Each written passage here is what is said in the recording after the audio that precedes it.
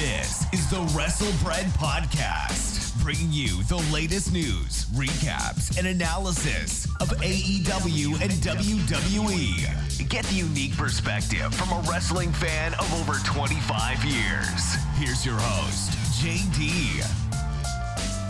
What's going on, guys? This is Jaydee, and this is episode 133 of the WrestleBread Podcast. So we just had Full Gear, which was a great pay-per-view, and now we are moving on to Survivor Series, which seems like it feels like a last-minute pay-per-view, and it's frustrating because WWE has the talent and the production ability to really put on a good pay-per-view with a strong build and everything, especially the fact that this is one of their big four pay-per-views. You would think that they would, have a stronger build and, get us excited for everything. But as you see, this episode came out later than usual. And that's because when I went to do my predictions, they didn't even have the full Team SmackDown together. So I waited until the last person was announced for SmackDown. And even still, as I am talking, it is 9 o'clock in the evening, and they can still switch around the SmackDown team just like they did Monday with Team Raw. So it's just slightly frustrating because you can't really get excited for a pay-per-view if the competitors who's supposed to show up at the pay-per-view are constantly changing. So getting into a lot of news and rumors. First of all, the biggest thing was the WWE releases. We are now adding 8 more names to the list. I think we done hit 80 people who have been released from WWE this year, which is very crazy. So now it is all the members of Top Row. All the members of Hit Row have been released. I do like Isaiah Swerve Scott, which is crazy. Drake Maverick has been let go again. Jackson Riker, John Morrison, Shane Thorne, who was on the main roster as Slapjack with Retribution, and Tegan Knox, who was on SmackDown. So this is, as you see, all black and gold NXT people who was recently released. Of course, a lot of people are now ragging on Top Dollar because he had tweeted out a bunch of things, especially he said a tweet or something about how not to compare us to something because we're better or something along those lines. And so people are saying how that tweet didn't age well. Of course, recently he had put out a diss track against Jinder Mahal, which a lot of people really didn't like. And then he made a comment about how it's not cool for him to do a diss track, whereas though Jinder Mahal did a diss track and everything was all good and well, making fun of his culture and stuff like that. So it was just a lot of mess. Isaiah Swerve Scott, that he was really good at NXT. I liked him in Hit Row too. It just felt like the best thing about Hit Row was him and B-Fab's voice on the theme song. Drake Maverick, first of all, did you see the damn video this man put out? So last time he was released, he put out a video.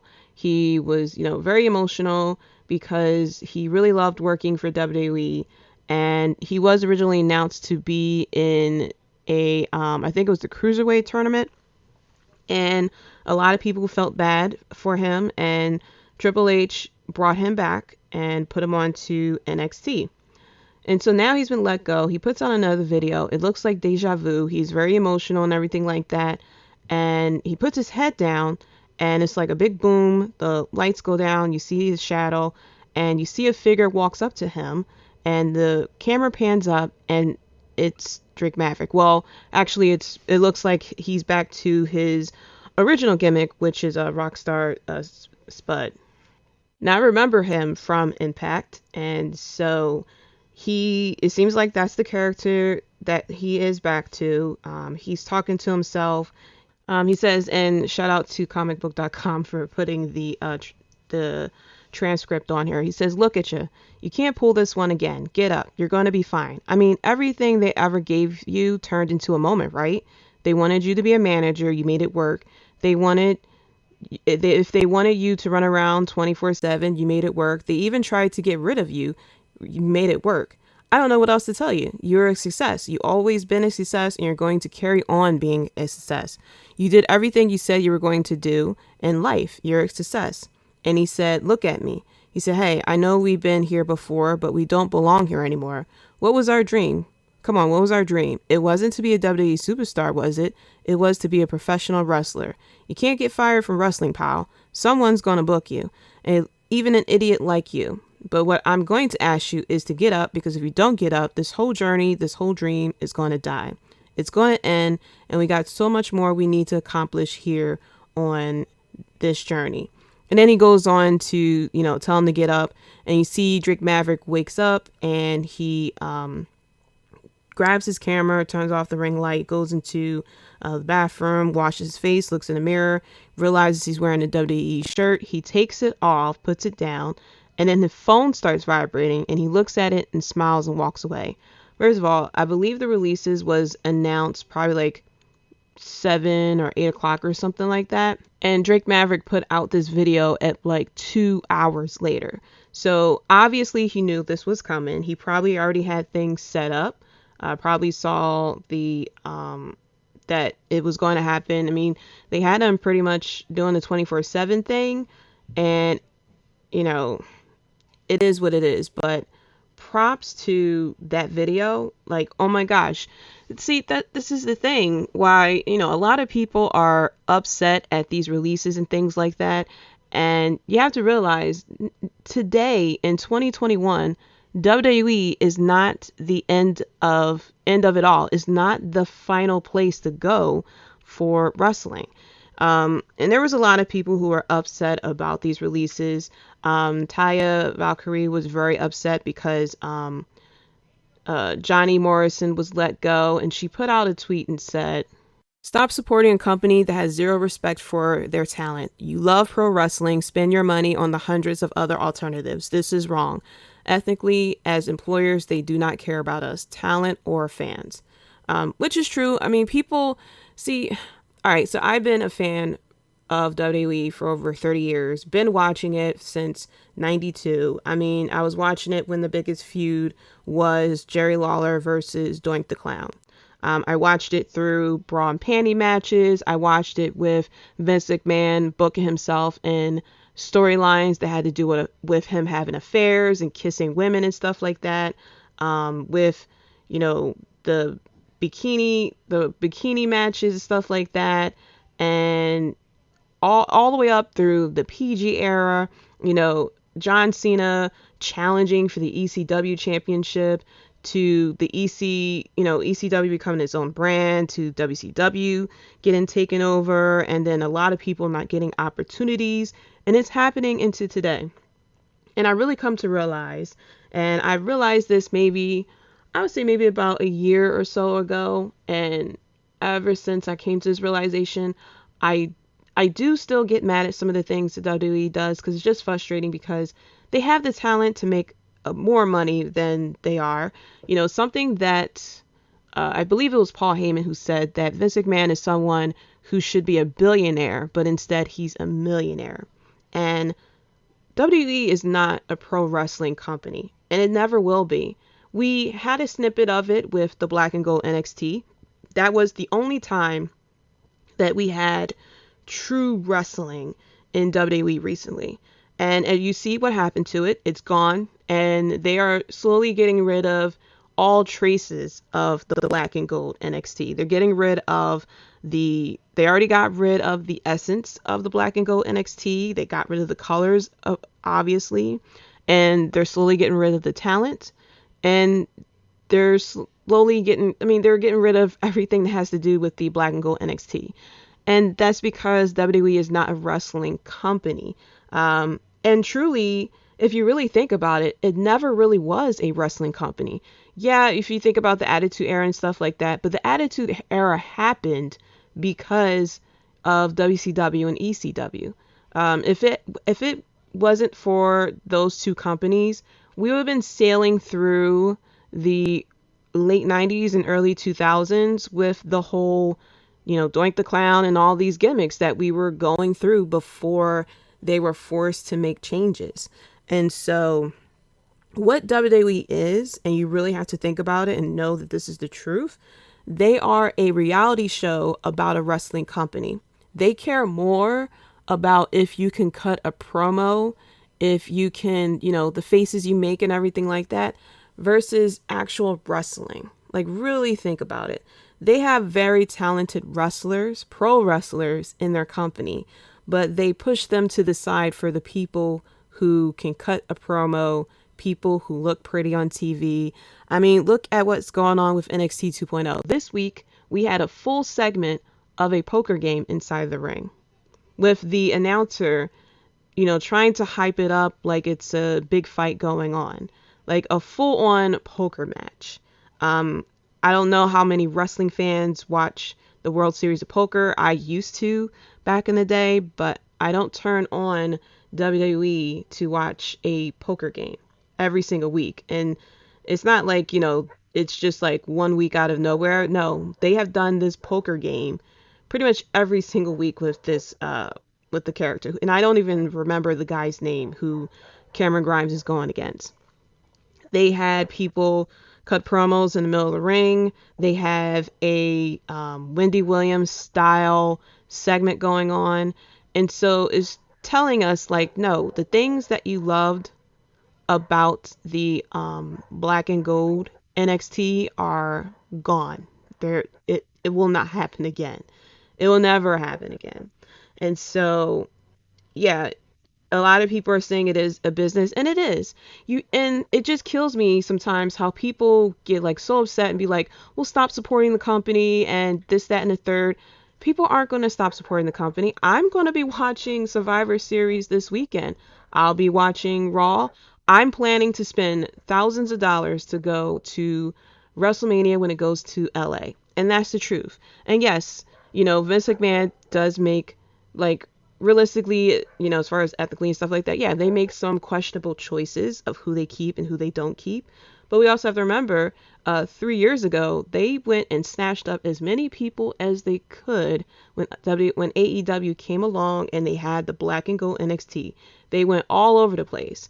And even before AEW came around, they were going around recruiting for NXT. And so they were signing people with longer contracts and more money and stuff. And now that NXT, has their roster pretty much set in stone, well, there's no need to keep all these people, especially the fact that we don't have a black and gold NXT for them to really build on. We rather have our own in-house talent that we develop from the ground up versus wrestlers who have been working the indies for so long and they're used to cutting their own promos and creating their own gimmicks and stuff like that. And we rather have the person who is fine with us writing their promo and memorizing it versus the indie wrestler who, is upset because they don't like the promo. You know what I mean? It's a lot easier to have a yes man to have someone who questions it. And if you want to question the fact that I'm still supporting WWE, look, Walmart rarely, like, we all know how Walmart treats their employees. Okay, people still shop there. Okay, numerous companies are known for treating their employees like crap. For all my video game fans out there, the video game company Naughty Dog is known for treating their employees like crap. Is that going to stop you from playing The Last of Us or Uncharted or anything like that? No. Unfortunately, in this country, in America, that is how the big corporations act.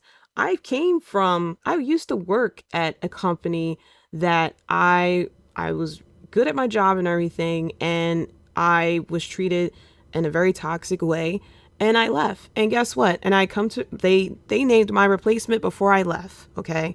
And I realized that the wheel is going to keep turning. People are still going to support these companies no matter what. And so, no, people aren't going to stop supporting the company because it's WWE. Unfortunately, they have casual fans who really unfortunately don't really care that these people are getting released. They'll defend it. They'll be like, well, I saw people defending the releases that happened this year. Well, what's the point of holding them if they're in catering and, this, that, and the third? Well, today in 2021, I can see if this was maybe 10 years ago, where the only place that you can really make money and be on TV and stuff like that is WWE. But now in 2021, we have AEW, we have Impact.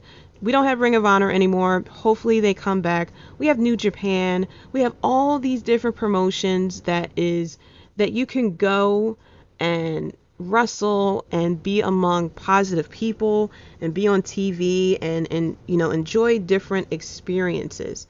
you know I have a feeling that with all these wrestlers that have been released, and you can create a third company. Truthfully, it can happen. But we have to realize that WWE is not the end of it. It's not the end all be all. It's not the only company that you can wrestle in. It's a heartbreaking, because I know a lot of wrestlers have grown up watching WWE and always wanted to wrestle there, and then you realize, what it really was about, and then you leave. I think no matter where these people go, they're going to be a success.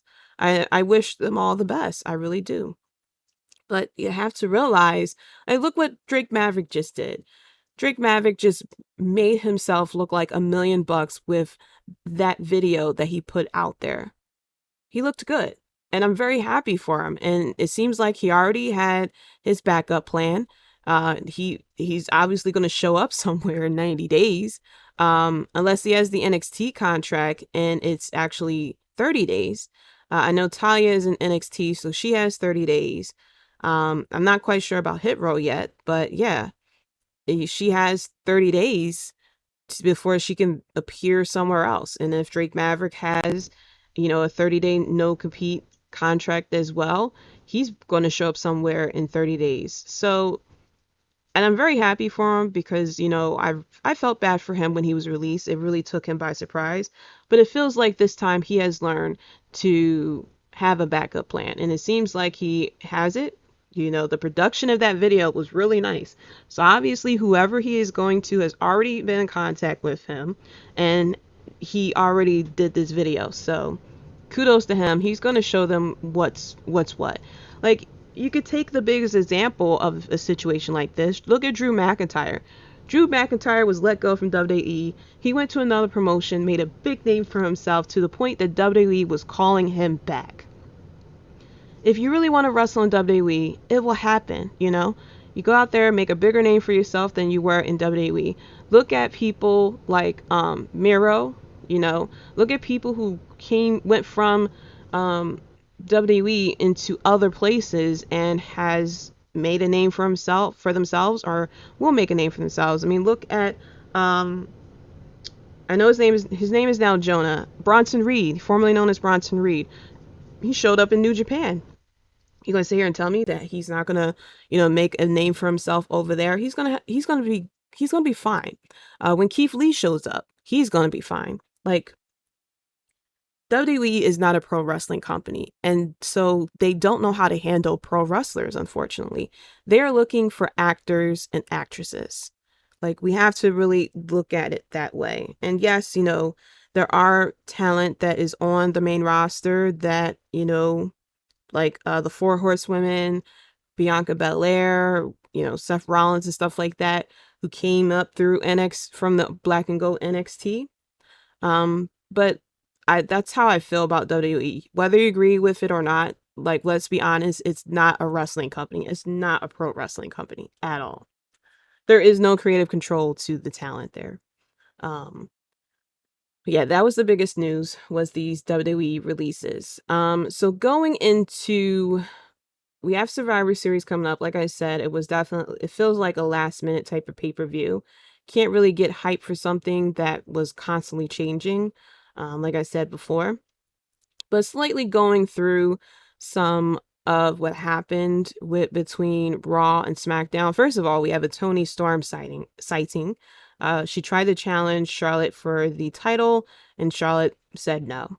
We also had Von Wagner appearing as Adam Pearce's bodyguard or something like that. I mean, I guess, if Brock Lesnar whooped your ass, you're going to have someone by your side to protect you. I mean, if he wasn't released, you could have easily had Keith Lee in that role, and then that would have been a very interesting feud between Keith Lee and Brock Lesnar. But you can't tell me that Von Wagner does not look like the secret love child of Giant Gonzalez and Edge. I know someone else, I think people also said they see the Miz in him too, but nah, he got Edge's hair and Giant Gonzalez like bone structure.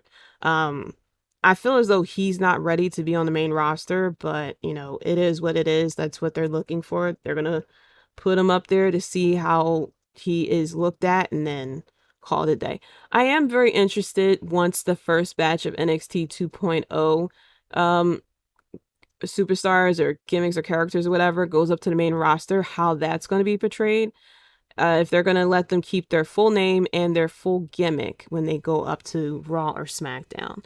I mean, I figured that's kind of what the point was, is to develop them down there and then bring them up to the main roster when they feel like they're ready. So that's what I'm interested in. If they're going to keep their full name and they're going to keep their gimmick and everything intact. Now, if they keep all their stuff intact, their full name, the gimmick that they were in NXT, you could be mad about that. You could be mad about that because they definitely changed a lot of people who came up from the Black and Gold NXT before NXT 2.0 was switched over. We also have the interesting feud between Roman Reigns and Xavier Woods. I knew that Roman Reigns wasn't going to lose, but I was hoping that Xavier Woods wasn't going to lose either. So I'm guessing this is all to build up the feud between Roman Reigns and Big E. Because, you know, Big E, that's Big E's bro of the New Day and everything. We also had Bobby Lashley just dominating Rey Mysterio. I wonder if Rey Mysterio gets tired of being ragdolled whenever he wrestles, because Bobby Lashley was definitely taking it to him. So before they switch things around, let's get into the Survivor Series predictions. So starting off, let's go with the biggest thing, which is all these changes to these 5-on-5 elimination matches. So finally, Team SmackDown is set in stone as of me speaking right now.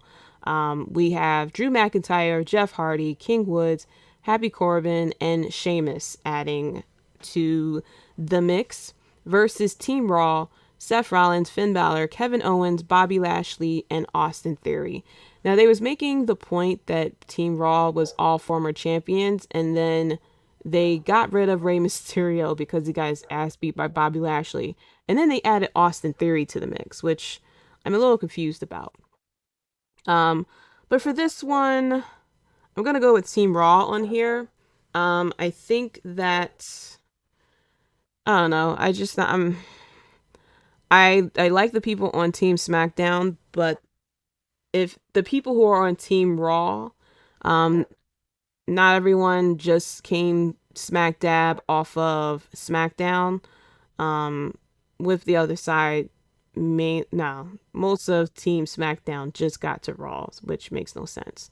Like I had said in the last episode, this brand versus brand thing really doesn't work because of the whole draft that we had literally 3-4 weeks ago. But I am going to go officially with Team Raw on here. I think it's going to be Seth Rollins. It's between Seth Rollins and Bobby Lashley who will be the survivors. If there's a sole survivor, I should say. I think it would be between Seth Rollins and Bobby Lashley. So next up for the women's side, we have Team Raw, Bianca Belair, Rhea Ripley, Liv Morgan, Carmella, and Queen Zelina. Going against Team SmackDown, Sasha Banks, Shayna Baszler, Shotzi, Natalya, and Toni Storm. So all of our answers, all of our prayers have been answered. Toni Storm is actually wrestling again. I feel bad for Aaliyah because she was at it. A lot of people was like, why is she on the team? She just got to SmackDown versus someone like Toni Storm. She had a pretty good match on SmackDown. I give her credit. But no, I like Toni Storm. So for here, I'm actually going to go with Team SmackDown. I have a feeling because we have Liv Morgan, Carmella, and Queen Zelina on the same team, they're going to be beefing with each other. I feel like there's going to be something with Sasha Banks and Shotzi Blackheart if if their feud isn't finished with tonight's SmackDown. I think that Shotzi may get Sasha Banks eliminated, but I think with the Raw team is too many people on that team who don't like each other. So, because even Carmella and Queen Zelina had said something with Rhea Ripley and Nikki Ash. So I don't think Team Raw is going to have it together. It will be very crazy though if Team Raw wins, that you have Bianca as the sole survivor. But I think Team SmackDown is going to win. I don't think there's going to be a sole survivor. I mean, it's possible it's going to be a sole survivor because that happens. But I think it'll be at least 2 women who are going to remain on Team SmackDown. That's how I feel. And then after that, with the title matches, we have Damian Priest going against Shinsuke Nakamura. I have a feeling Damian Priest is going to win this one, but I'm going to be straight up biased and go with Shinsuke Nakamura here.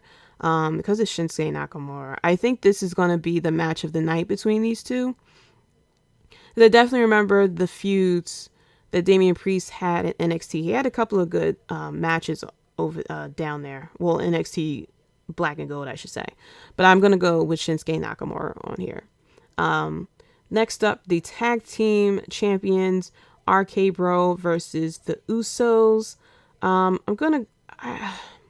See, I want to go RK Bro on this one, but it's the Usos. Like, it's the Bloodline. I can see the Bloodline winning here. Now, you'll see which brand I have winning overall, because it's a thing. We have 6 matches, though, so it could definitely... I highly doubt they're going to be crappy and end it in a tie. But it's possible for it to end in a tie. But I have, I'm going to officially say the Usos on this one. So I have SmackDown up 3-1. So I'm going to go with the Usos here. It's very possible it could be RK Bro, especially if there's going to be like interference or something like that with the Usos. But I'm going to go with the Usos here. I think the Bloodline's going to be dominant tonight. So going to the women's champions, we have Becky Lynch versus Charlotte Flair. I have a feeling Becky Lynch is going to win this one because they are drawing out this stupid feud between these 2 women. And I feel like if Charlotte Flair actually got heat from what she did in the ring and backstage, this is going to be her quote-unquote little punishment. So I'm going to have Becky Lynch win here. So I still have it, 3-2 now? SmackDown 3, Raw 2. Even though I think that it should be Charlotte Flair who wins. But, Becky Lynch, 2 belts and everything that happened. They really are painting Becky Lynch to be a hero. And if you don't know my actual take between these two, definitely check out, I believe it was 2 episodes ago, my take on the whole situation that happened between Becky Lynch and Charlotte Flair. But I'm going to go with Becky Lynch here. I think Becky is going to win. And then finally, the WWE Champion, Big E versus Roman Reigns, Universal Champion, with Paul Heyman by his side. If this isn't first of all, Brock Lesnar is going to be in the audience, so he could definitely do some crap and make Roman Reigns lose the match, especially since this isn't a title shot. He could lose here, but I'm going to go with Roman Reigns on this one. It'll be crazy if this turns out to be the Paul Heyman turn on Roman Reigns, but I'm officially going to go with Roman Reigns here. And so I have SmackDown winning 4 matches and Raw winning 2. So I'm going to have SmackDown winning the night as far as brand domination. And look, we can easily have it turned around because Raw, of course, is the quote-unquote A show. So it's a big possibility that Raw will actually win the night here. But I'm actually going to say it's going to be SmackDown that's going to win the night here. Overall, I'm not exactly excited. And I've said this plenty of times already. I'm not exactly excited for this pay-per-view. I look forward to Damian Priest versus Shinsuke Nakamura. I do look forward to Big E versus Roman Reigns. Becky Lynch versus Charlotte Flair. We have seen that match plenty of times. The time that they fought before had a lot more intensity than we had with this time around. So I'm interested to see what they're going to give to us in this match that we haven't really saw plenty of times already. The biggest thing with this, whole little brand versus brand is that we get feuds that we would have never seen, especially when it was with NXT Black and Gold back in 2019. That was one of the best Survivor Series that WWE has had. But I appreciated, what they were doing because we're getting matchups that we probably wouldn't see because of the whole, the brand split. But as far as like Becky Lynch and Charlotte Flair, yeah, that's a money maker, but we've seen it plenty of times. It's starting to get to John Cena versus Randy Orton type of levels. So if they're able to bring something different to this match that we haven't like really seen before, kudos to them. But yeah, that's my biggest thing with Survivor Series. So now switching gears, see what I did there? We're going over to AEW and Full Gear. First of all, this was completely different type of feeling than what I had with Survivor Series. I was very excited for this pay-per-view. There was multiple matches actually that I was looking forward to. Of course, Hangman Page versus Kenny Omega. I was looking forward to the Lucha Bros versus FTR. I was looking forward to CM Punk versus Eddie Kingston. Now, overall, this pay-per-view was pretty good. You felt the 4 hours, though. A lot of these matches went on for almost 20 minutes each. And we had a total, including the pre-show, we had a total of 10 matches. Main card, 9 matches. And some matches really went it went on for a lot longer than it really should have. And like I said, you really felt some of these matches. At the end of the night, before we got to Hangman Page versus Kenny Omega, I was like feeling like, wow, it's a lot. So starting off with the pre-show, we had Hikaru Shida and Thunder Rosa versus Jamie Hayter and Nyla Rose. Now this match, like I said plenty of times with the AEW Women's Division, they have the talent. It's just something not clicking with some of these matches, whether it's like chemistry or not enough trust between these women. I think if you had switched out maybe Jamie Hayter for Serena Deeb, for example, I think this match probably would have a lot better. I don't know. It just felt like the women really didn't have too much planned. This took place and I didn't even realize. I knew it was Eddie Guerrero's anniversary of his death, but I didn't realize that the Full Gear was taking place in the exact city, in the arena he was supposed to show up at. But in the city he had passed away in. So there was a lot of Eddie tributes going on throughout the night. Nyla Rose hitting that frog splash was very crazy. But another thing, too, with Nyla Rose, she's not as dominating or as, not as menacing, I guess I should say, as she was when she first came onto the scene. It just feels like she's very beatable now, especially with, I think it was Shida. Yeah, Shida was the one who got the pin on Nyla Rose. Like I said, Nyla did that frog splash, which was pretty good. But yeah, some of these women's matches, it's just like, it just feels like there's something missing here. So, like I said, as a lot of these women are get more experience in the ring and maybe around each other and stuff like that, maybe we'll get better quality matches, but it's coming along. So going on to the main card, we have MJF versus Darby Allen, a match that I really didn't see turning out to be a very good wrestling match. I was pleasantly surprised by this match. First of all, the vignette that Darby Allen did, the reenactment of the car crash with the fake MJF in there. First of all, he crashed the car and then MJF got out, grabbed a Molotov and threw it in the car and set the car on fire, which I'm sitting here like, that's considered murder. Okay, that's not actually MJF in the car. That is someone with a paper mask on. It's not even is not even a real guy. Like, some poor guy who got paid to, you know, probably his first acting gig. You know, he's been wanting to probably be a wrestler and be an actor and stuff like that, and got paid to just sit in the car and stuff. He's probably all giddy and happy, and he's sitting here like, what the hell is this guy doing? Why is he driving like this?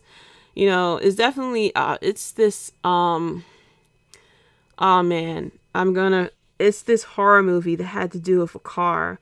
And it was, I know someone's gonna let me know what the name of it is, but it's a horror movie, and it had to do with a car. And I think it was Kurt Russell who was in the movie, and he was in the driver's seat, and he was unable, no matter, like, he can get in a car crash and he would come out untouched, whereas though whoever was in the passenger seat is the one who will die. I forgot the name of it, but it reminded me, like, it gave me those vibes. Like, Darby Allen comes out of it unscathed and stuff like that, and he burnt the guy to death. I mean, straight up Squid Games up in this John. But yeah, this match was pretty crazy. Darby Allen, of course, showing us that he is still willing to take years off his life. He did a coffin drop that he was going to do to onto MJF on the apron. He MJF moved and he missed, but it looked like he hit his head on the rope or something like that. And oh my gosh, MJF doing a tombstone pile driver on the apron. It was like a lot of good moments with this. Definitely one of MJF's best matches that I've seen. There was a lot of roll-ups and stuff like that with that sequence. And then they started rolling around like a country boy wrestling with an alligator. That I laughed at that moment. The crowd ate it up. The crowd was really good at Full Gear. Towards the end, MJF went in the trunks, grabbed his diamond ring, punched Darby Allen, and rolled up. Now, something I noticed, and I don't know if anybody noticed, and I noticed it in another match too, Darby Allen's shoulders weren't down on the mat. So I don't know if it's something with AEW that they're counting maybe shoulder blades or something like that, or like only a part of your shoulder have to be down. But I was looking when MJF did the roll up, and I was like, his shoulders were on the mat, but maybe that's just me. But you know, MJF won using the headlock takeover, which he mentioned he was going to beat MJF by. And also crazy with the crowd, they were definitely giving that John Cena type of chant. There was one half of the crowd chanting for Darby Allen, the other half was chanting for MJF. So, and then MJF, of course, cuts a promo on Dynamite saying, you know, I told you all you motherfuckers like a wrestle and stuff like that, and you all owe me an apology. I am sorry, MJF. You are better than I thought you were, and now I know it. So now going into the next match, which is for the AEW Tag Team Championship, the Lucha Bros versus FTR. I really didn't get the entrance for the Lucha Bros. I didn't understand what that was, but anyway, this was still a pretty good match. Rey Fenix, of course, showing us that he is not human.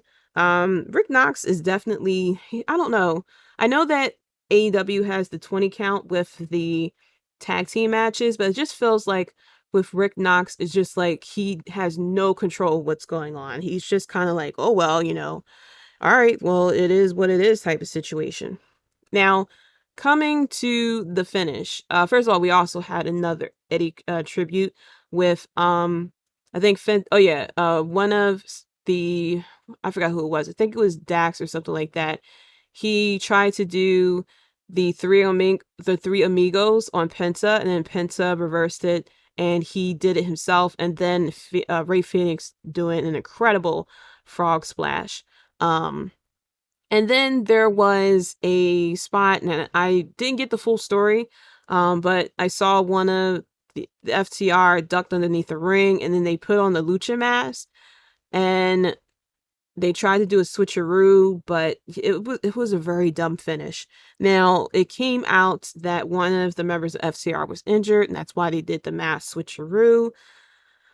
I feel like they could have done it a different way, because them putting on the mask and stuff like that, and trying to do a switcheroo. It really, I feel like it slightly harmed the finish to the match of what would have been a pretty good match.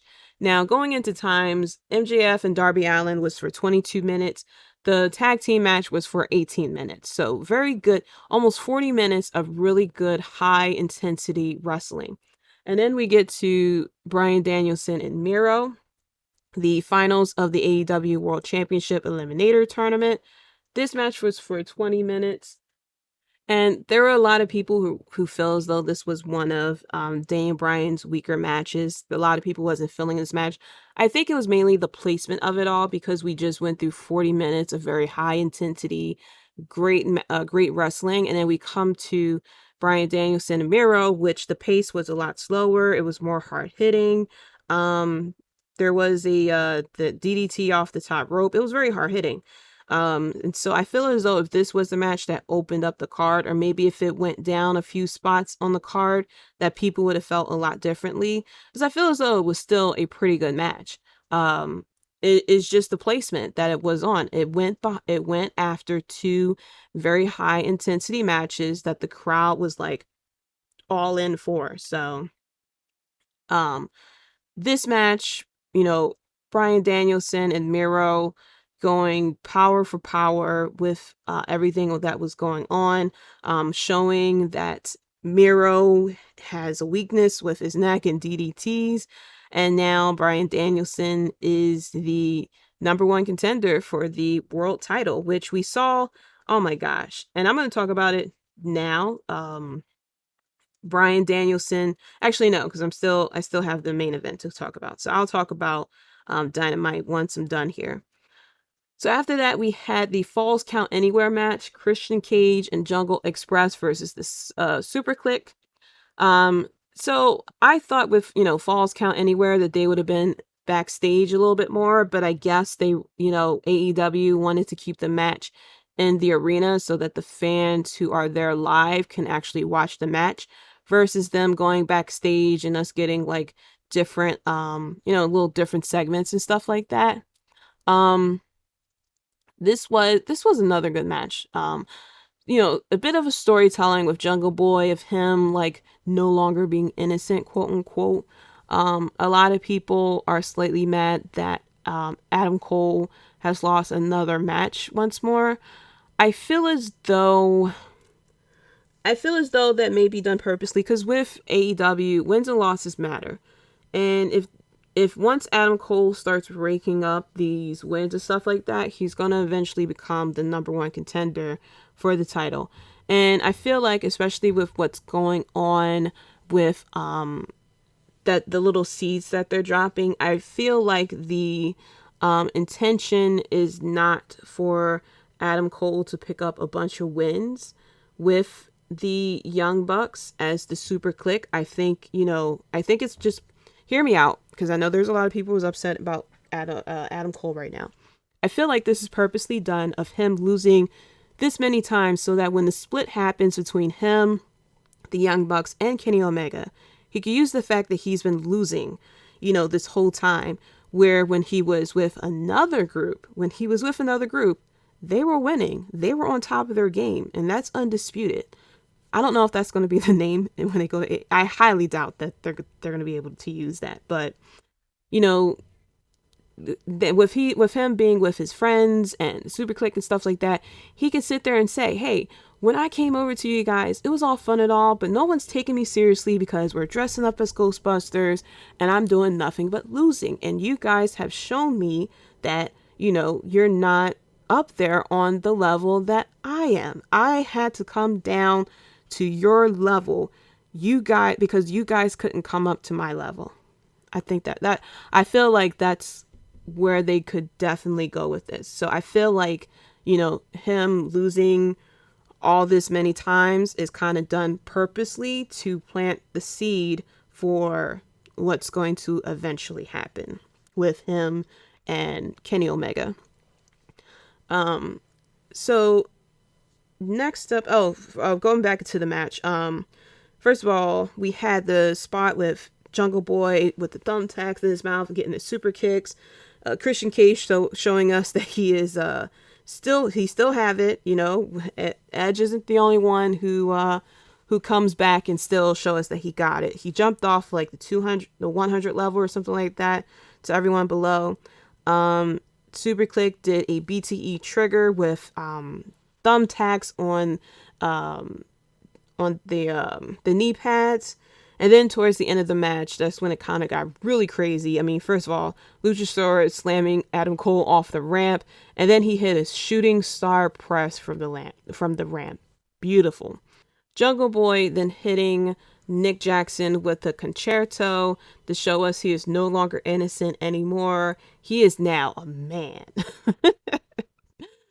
So very interested to see how this is going to play out. It seems like they are going to challenge, Super Click is going to challenge Christian Cage and Jurassic Express again. So we're going to keep this feud going.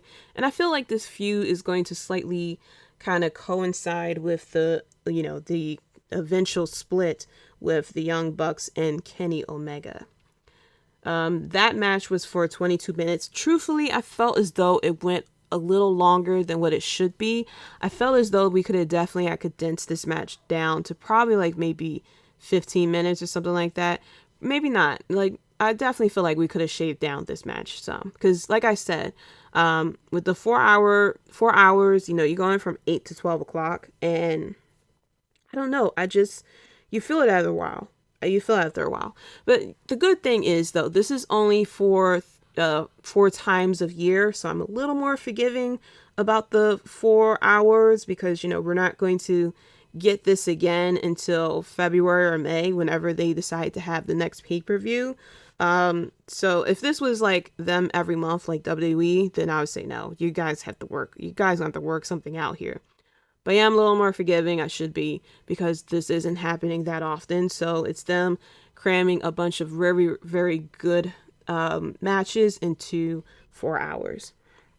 So after that, we had Cody Rhodes and Pac versus Malachi Black and Andrade El Idolo. This straight up, I swear they gave me WWE vibes with this, because they were trying to do the whole can they coexist, which is something that WWE always do. And I know they was doing that for Cody Rhodes and Pac, but then Malachi Black and Andrade started beefing, and I really didn't understand that portion, because I'm like, it seems like you guys would function a little better, because, you guys kind of had a secret, like a secret understanding or something like that because of Cody Rhodes. I understand, Cody and Pac, because Pac is on his own. So he's on his own country. He's on his own planet. So them doing the whole can they coexist. There were boos, of course, for Cody Rhodes. He refused to turn heel. We had Arn Anderson, but you got to do that whenever you say Arn Anderson, because he got bodies. He has a body count, and I don't mean women. But yeah, Cody definitely trying to play the baby face, trying to get the hot tag and stuff like that, but the crowd definitely was not having it at all. I definitely didn't really like the whole can they coexist type of situation. But in the end, we had Pac going for the Black Arrow, and we had Cody Rhodes and Pac defeating Malachi Black and Andrade, which I really shouldn't be too surprised about it. But this, overall, it was a good match. This match was for 16 minutes, so it was a little faster than all the other matches. So after that, am I skipping something? Okay, no. After that, we had the match between Britt Baker and Tay Conti. Tay coming out, showing off her Brazilian colors. She looked good. She did this moonsault, which she was practicing. If you watch the vlogs that almost every AEW wrestler has, she's been practicing this moonsault for a very long time. She was able to hit it. And she actually landed on her feet. This match was okay. I feel as though She definitely has gotten a lot better since she came to AEW, especially from her NXT days. But I felt as though she wasn't, like, you really didn't believe that she could really win the title that much, like, one-on-one. I could see if maybe, if she was a heel and you had Anna Jay and stuff like that, and you have that interference factor, but I don't know, like, I didn't believe that she could beat Britt Baker one-on-one. I feel like the person who could take the title off of her is Thunder Rosa, unless they got something else up their sleeve. But as of right now, truthfully, AEW really doesn't have a lot of strong competitors that could challenge Britt Baker for the title and make it believable that they can beat her one-on-one. This match was another match where they did the roll-up and the shoulders were still off the mat. Like, I guess we're going by shoulder blades or something like that. But yeah, Tay's shoulders were up, and but she still retained the title. This match went for 15 minutes, so we were getting to more of the shorter matches here. After that, we had CM Punk versus Eddie Kingston. Now, if you don't know what a middle finger is, you definitely learned about it during this match. First of all, Eddie Kingston already said that he don't even care if he wins or loses. He just wants to kick CM Punk's ass. And that's what he did. He hit a spinning back fist on CM Punk, and CM Punk immediately got a crimson mask off of it. So that was that. There was a lot of middle fingers. If you didn't know that these two didn't like each other, definitely was, showing that. Wait, did he get the crimson mask for that? I think that's where he got the crimson mask. But this was a hard-hitting fight. Now, this wasn't as crazy as I thought it would be. It was a good match, but it wasn't as crazy as I thought it would be. Like, the promos between these two was a lot more intense than the match was. I mean, Eddie Kingston was, like, beating the hell out of CM Punk. CM Punk was wearing the crimson mask. And Punk looked good. Now, first of all, we had, in this match, the crowd was split as well. They were chanting for Eddie as well. So Punk talking about he was, looking afraid that the people weren't going to, like him. Definitely look to this match. The crowd started to getting behind Eddie Kingston, that's the great thing about pro wrestling, You can cheer, you can boo for whoever you want. Now, the biggest spot of this match, of course, was when CM Punk went to do the 5 moves of doom, which I saw it and I was looking like, why is he doing shoulder tackles? Like, why is he doing these shoulder bumps? And then I didn't even catch that he did the 3rd move until he jumped up and he put up his hands to do the 5-knuckle shuffle, which, of course, everybody and their mama and their grandmama and their cat and dog popped for. Then, of course, they did some more middle fingers and stuff like that. CM Punk then went to do the go to sleep. Then Eddie Kingston missed a back fist, and CM Punk started getting some offense, and the crowd started to boo him again. And then, of course, CM Punk, did the go to sleep for the win. He tried to shake Eddie Kingston's hand, and Eddie Kingston just walks out. So I'm actually looking forward to another feud between these two, but seeing what happened on Dynamite, it looks like we are moving on from this. But however, I am excited for who CM Punk is facing next. But yeah, it wasn't as crazy as I thought it would be. Like, I really thought it was going to be a lot more than what we got. This match went for 11 minutes, which was really short. I forgot how long CM Punk versus Darby Allen had went for. I think that went for like maybe 15 minutes, probably. But, I mean, still, it was a good match. It wasn't as intense as I thought it would be. So after that, we had the street fight, the Inner Circle versus the Men of the Year, Eddie Kingston, Scorpion Sky, and American Top Team, Junior Dos Santos, Andrade Arlovsky, and Dan Lambert. Now, this match was very confusing because they were standing there like this was a regular tag match, which I really didn't understand because I'm sitting here like, I thought this was a street fight. Why are we all standing on the apron? But I guess it was to have the spot of Lambert getting tagged in and trying to take out Chris Jericho.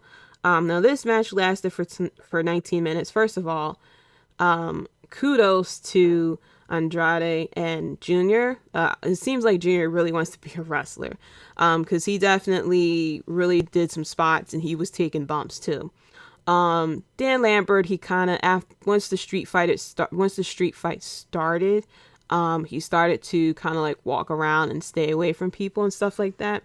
But yeah, eventually we started to get into the street fight portion. Now, I missed that this was a Minneapolis street fight, so apparently we had a lot of weapons that was either popular or was invented in Minnesota, which is okay, including a toaster, but I don't understand why. I mean, I guess he wanted to do something different. You wanted to have a toaster in the match, but I felt as though to have those certain items in there was a bit, it wasn't really needed.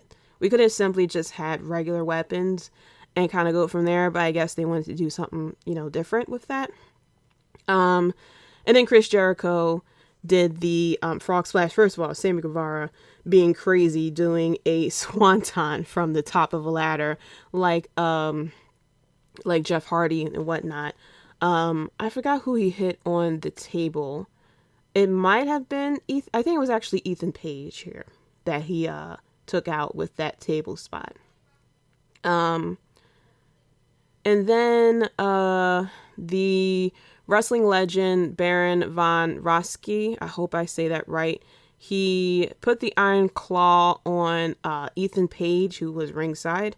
Then Lambert got into the ring, and then Jericho came in and started hitting Lambert with the kendo stick, and then Chris Jericho hit a frog splash as well, and he scored the win with that, which I'm not really surprised by, but I felt it was definitely different. And you see that Chris Jericho was very emotional for that.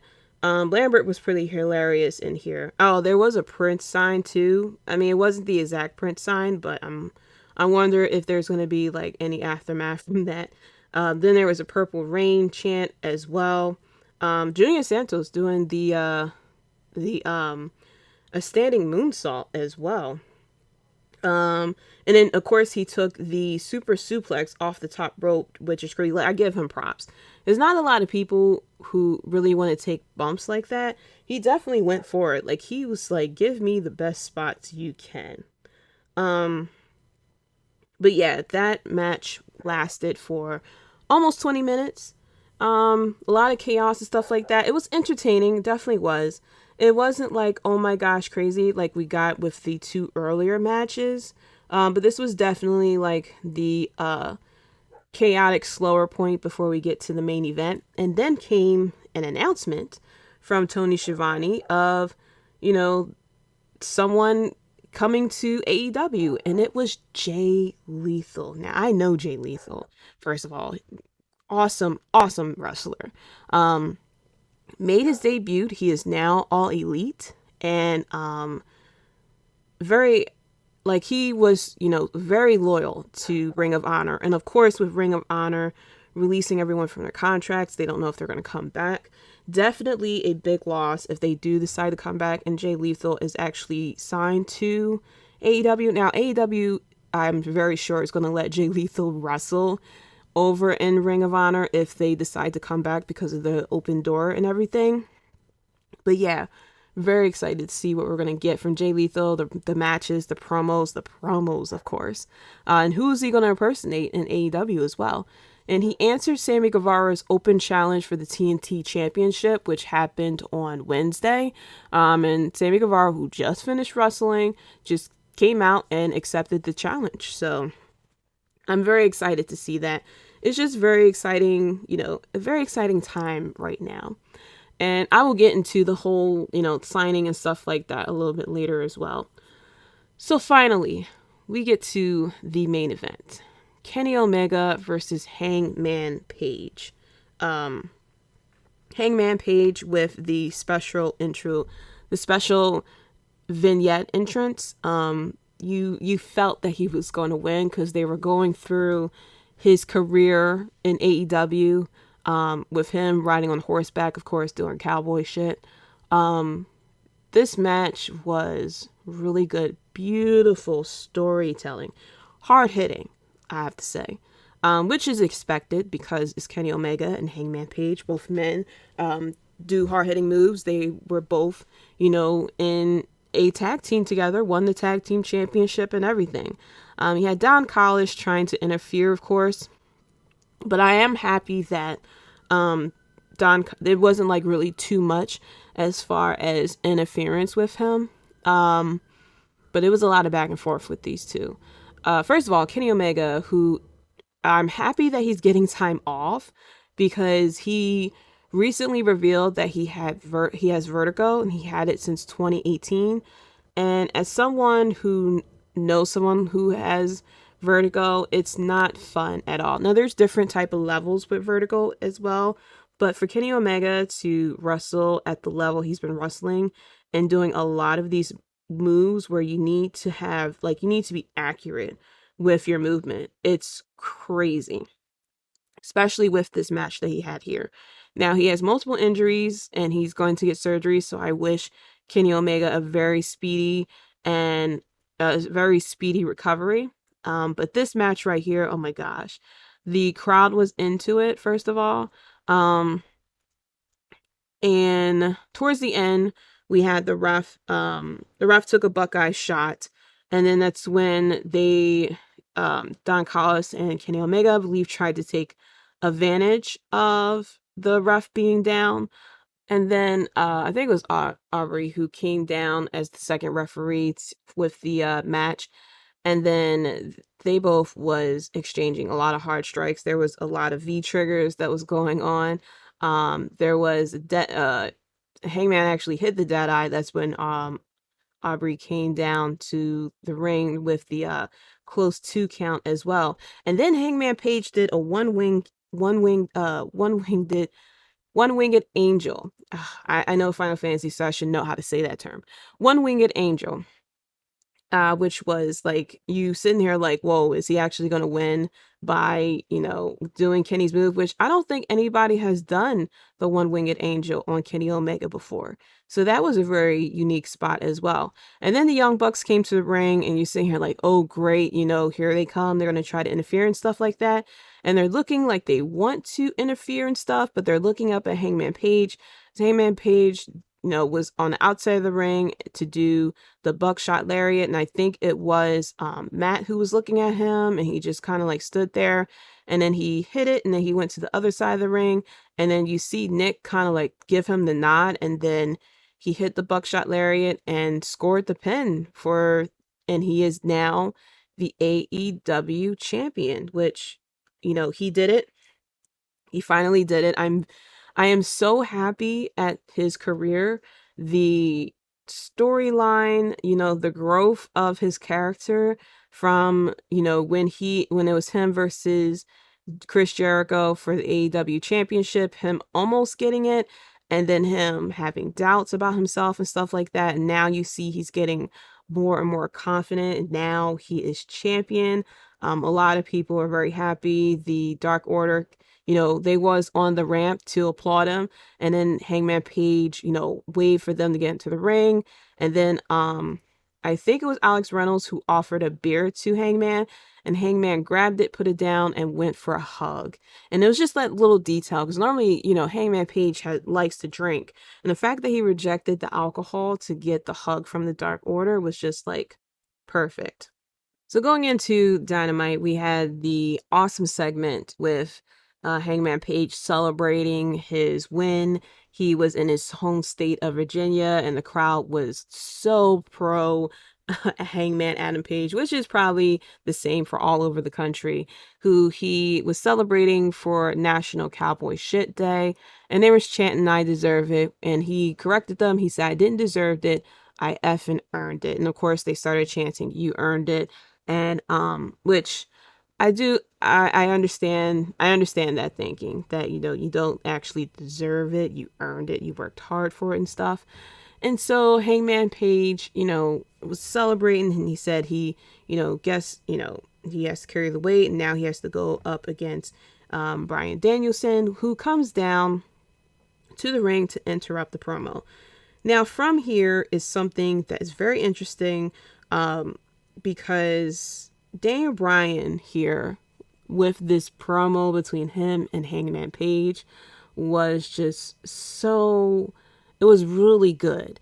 So Bryan Danielson comes down, he congratulates Hangman Page, and he sat there and said, I'm going to say I am surprised and a little disappointed that it's not Kenny Omega in front of me, which is like, whoa, like, really? You didn't believe in Hangman Page? And he sat there and said, well, Hangman Page sat there and said, well, I did defeat Kenny Omega, and I did it. He said, I think I did in less than 30 minutes. And I was like, whoa. And so, of course, the crowd was pro Hangman Page, but they were cheering for Bryan Danielson when he came out. But the persona that Bryan Danielson is putting on now, so a lot of people are saying it's a heel turn. Now, this isn't a heel turn, and I'm going to explain why. Now, a lot of people saying this is the persona that he put on before he came to WWE, but it's a lot better. I definitely have to check out some of his matches from Ring of Honor, of course. But I feel as though this isn't a heel turn. This is Daniel Bryan being who he is, and even being who he slightly was in WWE. So this, if you remember, when he was going against John Cena, he was saying the same stuff that he was saying to Hangman Page. He is a pro wrestler. And he was saying that to John Cena, saying, I'm a pro wrestler, you are a parody. And he got cheered for it because it's John Cena. And now he is going against Hangman Page. He's saying pretty much the same thing, that I am a pro wrestler, and all he does is wrestle.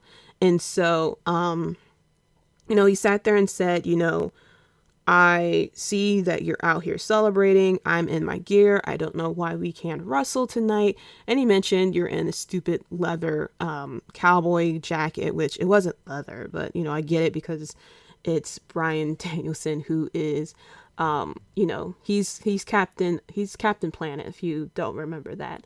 But he said, you're sitting here flapping your gums and stuff. He said, I'm ready to wrestle. I'm out here in my gear. He said, look, I'm a pro wrestler. I'm ready to, you should be ready to defend your title at any time. And so Bryan Danielson, and this, of course, when he started to get booed. And then he said this line, which really got him booed. He said, when I won the title at WrestleMania, I wrestled the next night. Like, I was ready to wrestle. And so the crowd definitely booed the fact that he mentioned that. I loved it, first of all. And then, Hangman Page issued a challenge for tonight, and Daniel Bryan kind of like, I love this part. He leaned up against the ropes. He's very arrogant, which is, of course, the complete opposite of the whole underdog thing that we were getting at WrestleMania. But he leaned up against the ropes, and he was like, he said, I would love to wrestle you tonight. He said, but when I first came here, a lot of people told me that you have nothing but excuses. And he said, and you're sitting here, and he mentioned the outfit and stuff. He's like, I don't want to beat you. And then you give me the excuse that you're not ready. And so, of course, Hangman Page got upset about that. He got in his face, and then the Dark Order separated them. And then that's when the Dark Order was like, he's like, I knew you would have your little friend separate us, which got him booed even more. And so I say it's not a heel turn. This is why. So he's not doing this whole, I hate the city, or I don't like you because you're pretty, or I'm going to bully you or something like that. He's sitting here saying, look, I'm here to do my job. I love to wrestle. I'm a pro wrestler, and I'm here to do my job. And I want you to fight me man to man. I want you to be at your best. Obviously, you're not at your best. And so it just gives a very unique dynamic to his character, whereas though you really can't hate on it, because he has shown to the whole world that he is on another level as far as his wrestling ability. And he's no longer the underdog in wrestling because he is so good at wrestling. You can't be an underdog when you're this good. And so, not that he really like took it to the head, but he's sitting here like, look, I'm a pro wrestler. And so, I'm ready to wrestle. Basically like I'm here to beat the best and I want you to be at your best.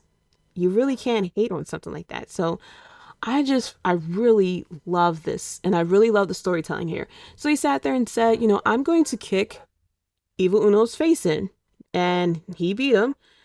Bryan Danielson get on the mic and took the mic from Tony Schiavone and said that until Hangman Page is ready to face me, he said, I'm going to kick every member of the Dark Order heads in until he gets his match. And he said, we're going to be in Chicago next week. There is someone in the Dark Order that is from Chicago. And he said he's going to challenge Colt Cabana, which is crazy. And it's something that was pointed out. So I was listening to Russell Talk, and I forgot someone who mentioned it, that in the next few weeks, every city that they're in is either the home state or the hometown of one of the members of the Dark Order. So it looks like Bryan Danielson is actually going to go through the Dark Order, which is like, I'm all for it. I cannot wait to see this. I feel as though Hangman Page is going to retain this title until he faced Bryan Danielson, unfortunately. But it does seem like they they at least hold the titles for at least a good 6 months or so. So I feel like the next pay-per-view, it feels like it could be at Double or Nothing that we're going to get this match. It could definitely be, they're not going, just like they did with Hangman Page and Bryan Danielson, where neither man won. They could definitely do something like that again because, we really don't want to get this match between these two until it's put on a very high level, because I feel like there's a lot of storytelling that's going to be had here. A lot of back and forth that we can do here. I don't think that we should have this match very quickly. I don't think we should have it on a Dynamite. It's definitely something that should be done on a pay-per-view. And so, yeah, I feel as though he's just going to keep going after Hangman Page until Hangman Page snap and just say, fight me now. Or Bryan Danielson sit there and like, look, don't give me excuses. I want you to fight me at, one-on-one. After that, then we had MJF, who cut a very intense promo backstage. And then he came out to do a promo too. And he mentioned how no one in the back is able to beat him. And we had CM Punk come out. And he comes out, MJF introduces himself. CM Punk looked at his hand and just walks out, which I am all for. We also had a backstage segment as well with Kenny Omega, Young Bucks, and Adam Page. And we see Kenny Omega mentioned that he didn't watch the match back, and that people are wondering when is he going to fight for the title again. And he mentioned that he just needs to take some time away, of course, because of the injuries and stuff like that.